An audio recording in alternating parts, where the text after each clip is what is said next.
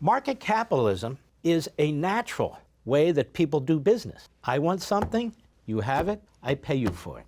I have an idea, maybe I want to develop it out of altruism, but more times than not, I want to develop it because maybe I can hit it rich. Anyway, I'm going to use Robert Reich as a foil. He puts out these very well-produced, great graphics, propaganda films. And every now and then we need to dip into the gene pool of the left and confront what they're doing. And this is one of those times. Go. Here are 5 totally made-up crises Republicans have invented to distract from the real crises facing Americans today. The growing concentration of wealth, the worsening climate crisis. Hold on. The growing concentration of wealth. I'm tired of this Marxist Claptrap with class warfare. Let's say there's a concentration of wealth. Why do I care? You see, according to the Marxists, the democratic socialists, there's only one pie. And the more somebody takes out of that pie, the less pie you have to eat. That's not how market capitalism works. Our economy is much bigger today than it was 20 years ago. It's much bigger today than it was 50 years ago. 50 years, it was much bigger than it was 100 years ago. It's called economic growth under capitalism. The pie gets bigger and bigger and bigger and bigger, except when? Except when these masterminds, Bernie Sanders, Biden, Reich, jump in, and they try and decide who will and who will not succeed. What kind of vehicles you're going to build, what kind of an economy you're going to have, who gets to make the decisions. And so predictability becomes a problem. Unexpected consequences become a problem. Expected consequences become a problem. So the more the government rules over the economy, the harder it is for the economy to grow. And sometimes it begins to shrink. But when he talks about the concentration of wealth, why do we care? What we care about is growth and prosperity. Well, all of us have an ability, an opportunity to access it. It doesn't matter how much money Elon Musk has. It doesn't matter how much money the top billionaires in the world have. It's irrelevant. It's class warfare. It's jealousy. What do they do with this money? What does Elon Musk do with his money? Does he sit in a home with stacks of cash and just, look at me, I'm the richest man in the world? No. What does he do with it? He pours it back into the economy. He starts an automobile company, whether you like the automobile or not. He buys Twitter, calls it X, pours all kinds of money into that, losing proposition. He invests in other activities and so forth. Billionaires don't sit on their money. Look at me. I'm worth $30 billion. They reinvest it in the economy. Even billionaires we cannot stand. It's when they take some of that money and give it to government to attack us or create these charitable nonprofit groups, these front groups, to push a radical left agenda. That's when it really matters. But otherwise, who cares? They build more factories, they hire more people, they invent different things. Who cares? Oh, the concentration of wealth. And they act like there's no middle class in this country. We have a massive middle class in this country. Why? Because the government dictated it? No. Because of the Industrial Revolution. What was the Industrial Revolution? It was the greatest period of economic growth mankind has ever experienced in the history of mankind. Right here in America, turned us into a superpower. And ever since, the Marxists, the Democrats have done everything they can to cripple it. They hate capitalism. And so they talk like Marxists. Class warfare. They want us at each other's throats. They want us jealous of each other. Why do I care if there's a guy down the street who's worth $500 billion? As long as that individual isn't stealing from me, as long as he's not taking money out of the economy and just burning it, it has no effect on me whatsoever. If he has $500 billion, that doesn't mean I'm going to lose 10,000, 50,000, lose my job. It's irrelevant. Let's say he takes that $500 billion. I'm giving you a radical example. Nobody's worth $500 billion. Let's say they take that $500 billion. They reinvest it in the economy. They start a car company. They buy and capitalize an oil company. They buy land and develop it for homes and so forth. In other words, it's not sitting there stagnant. Well, let's pretend they put it all in a bank. Marx Bank, let's hope, but Marx Bank. Well, what do I do when they put it in my bank? I give them interest. Well, why do I give them interest? I mean, how do I make enough money from that money to give them interest on their money? Because I take that money and what do I do with it? I give loans. Car loans, mortgages, commercial loans so they can build things out there, developer loans so they can build things out there. It doesn't sit there stagnantly.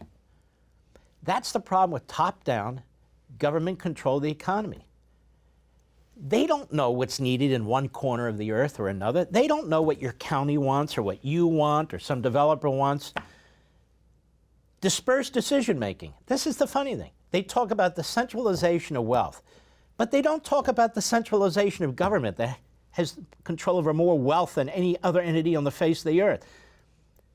They don't want the dispersion of decision-making, diversity of decision-making, and that's what makes an economy strong. Why? Because no one bureaucracy, no one department, no one ideology that's based on the centralization and redistribution of wealth can possibly have the knowledge necessary to make those decisions. And you see it in one autocracy after another where people get poorer and poorer and poorer and poorer. That's why market capitalism is the best. So the issue isn't the centralization of wealth. Well, the top 1% get this and the bottom one, who cares? Do you realize, America, that our bottom 5% would be the middle class in 90% of the world? Do you realize that our bottom 5% eats better than the vast majority of people on the face of the earth? How is that possible? Because of the vibrancy of the American economy. But the government can do grave damage. It's doing it right now. The massive middle class, as we call ourselves, working people, as we call ourselves. The concentration of wealth in the private sector is irrelevant. But the concentration of wealth in the government is very relevant. And that's the alternative that they create. It doesn't need to be, but they create it. And what has it caused? Economic dislocation, massive inflation, the destruction of the supply chain, has a direct impact on your lifestyle, on your ability to take care of yourself and your family, on the cost of an automobile, on the cost of fueling an automobile, on the cost of purchasing food, on the cost of your utilities, electricity, gas, oil, and so forth. Some parts of the country already, particularly in very blue states that embrace this ideology, you have brownouts, you have blackouts. You have shortages of food. That wouldn't be the case if the government were out of the way and the economic system were permitted to function as the economic system. Here's the thing. Marxism, democratic socialism, whatever you want to call it, on the economic aspect of it, that is a man-made system. That is man-made ideology trying to impose its will on the economy. Market capitalism is a natural way that people do business. I want something, you have it, I pay you for it. I have an idea, maybe I want to develop it out of altruism, but more times than not, I want to develop it because maybe I can hit it rich and make a big difference. So I look and I find ways to improve things. I look for gaps and I try to address that. Or maybe I create something frivolous that people like. It doesn't matter. Market capitalism is a natural outcome from thousands of years of human experience. Government control of economic decisions is government control of the individual and the individual's lifestyle and their possibility of success or failure. And you have no input or impact when the government makes these decisions. Those decisions are too high up, too many levels of bureaucracy. Elections don't change it. Our system has been set up from the Declaration to the Constitution to its embrace in market capitalism to create the most prosperous nation on the face of the earth, to protect your labor, your intellectual and physical labor. You spend most of your life, I want you to think about this, working. Most of what's left of your awakened hours, you spend consuming. You produce and you consume when you're not sleeping. The government steps in and says, I will decide how you produce, I will decide how much you can consume. That destroys the whole balance of the system, because the government has no idea, no way of knowing how you as an individual, as I as an individual, anybody here as an individual, will produce or consume. But it's telling you how they want you to produce and how much they want you to consume. That's destructive of an economic system that's building prosperity and it's expanding. And they use the Marxist ideology that look at all the concentration of wealth. The greatest concentration of wealth is that which is seized by the federal government through taxation and regulation.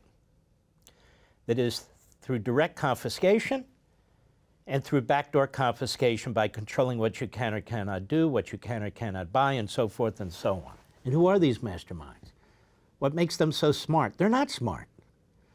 Just because somebody gets elected to office doesn't mean they know how to run the world. Most of them are idiots. Or the bureaucracy. They have a civil service. They have a union. You can't fire anybody. You don't know their names.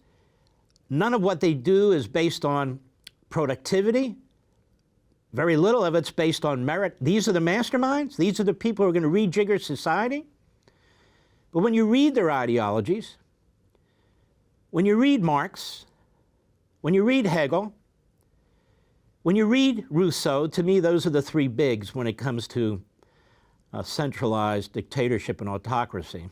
Marx was just the latest of the three, really. They don't care about the individual. The individual is supposed to sacrifice for the general good, for the communal, that is the community. And they say the individual can only self-realize, their word, self-realize their true independence, their true capabilities if they're part of the whole. Now you know how much BS that is. Part of what whole? Somebody's got to make these decisions. You know, it's funny in a sick way. After the Russian Revolution, where about 30% of the people in Russia rose up and overthrew the rest of them. And that's the way most of these revolutions work. Lenin said, and I paraphrase, okay, Marx tells us how to destroy the status quo society, but he doesn't tell us how to govern what's left.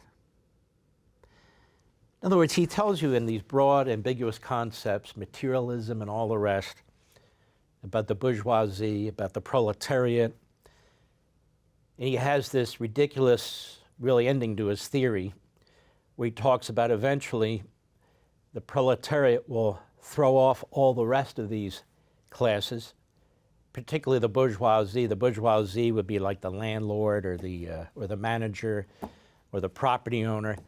They would throw them off, and then the people would come together, and they'd work for the general good. Okay, well, who's in charge of this general good? We don't know. Well, how are we going to prevent evil people from taking over this general good? You're not. In fact, Marx says there's going to be a period of despotism. That's his phrase, period of despotism. In other words, period of French Revolution, where they slaughter everybody who doesn't agree with them. But that period of despotism under Marxism never ends. It's ongoing, because it's an unnatural ideology to try and change the nature of human beings. But whether it's Marxism in an aggressive form or Marxism light, which is preached by the likes of Robert Reich, the Democrat Party, and all the rest of them, it still has the same foundation. It rejects you as an individual. It rejects you and your free will. It rejects you and what you want to accomplish, how you want to succeed, the mistakes you might make, and so forth. You need to follow the leader, and the leader being the government. For more, sign up for Levin TV.